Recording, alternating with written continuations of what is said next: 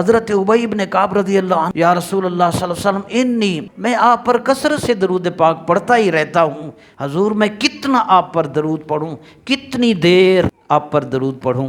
آپ نے ارشاد فرمایا اتنا چاہے پڑھ۔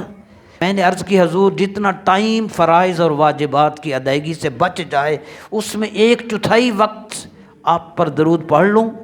فرمایا ما شئت، جتنا چاہے، لیکن اگر اس سے بھی زیادہ درود پاک پڑھ تو تیرے لیے بہتر ہے۔